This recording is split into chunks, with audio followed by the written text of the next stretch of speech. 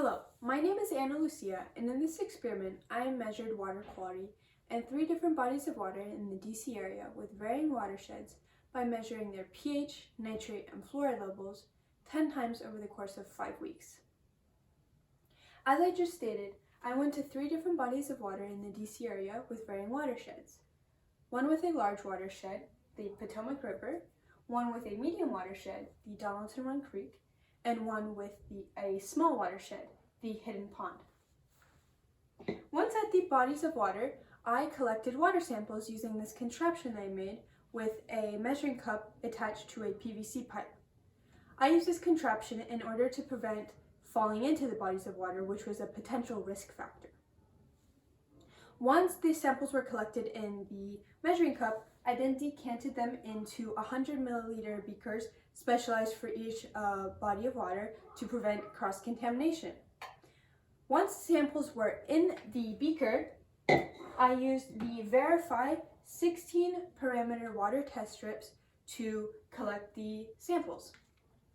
I inserted the test strips fully into the water sample and held it there for 2 seconds. I then sat it down, I then extracted it and put it down for a minute as suggested by the test strips in order to let it dry and the measures to fully come in. Once these recordings were complete, I then tabulated them into a graph I had in my notebook and repeated this process twice at each location. I went to each location 5 times for 5 weeks, every Saturday.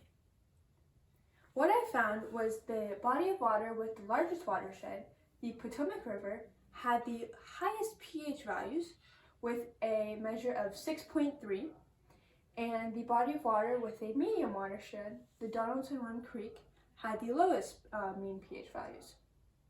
I also found that the body of water with a medium watershed, the Donaldson Run Creek, had the highest mean pH level, mean nitrate levels, with a measure of 12.5 ppm, which is very high.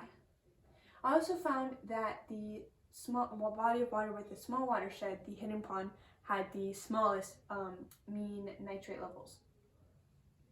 In relation to fluoride, I found that the body of water with the largest watershed, the Potomac River, had the highest mean fluoride levels, although all of the bodies of water had minimally undetectable fluoride levels and they were very small, which goes to show why later in my ANOVA test I found that they were statistically insignificant. In conclusion, through my ANOVA test, they allowed me to reject the null hypothesis for the pH and nitrate dependent variable test groups, but not the fluoride one. The null hypothesis being, if all bodies of water are tested, there would be no difference in pH, nitrate, or fluoride between the different dependent variables. The results show that all of the bodies of water are acidic, as their pH values are below 7. Although pH isn't a pollutant, it contributes to negative effects and harmful effects on animals and humans and organisms that live and go in the bodies of water. The results from this experiment also show that all the bodies of water were contaminated with nitrate, as all of their nitrate levels were higher than 3 ppm.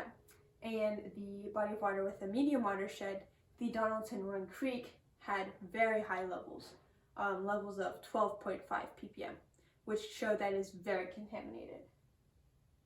In relation to fluoride, all of the bodies of water have safe levels, as all of their fluoride levels were less than 4.0 ppm.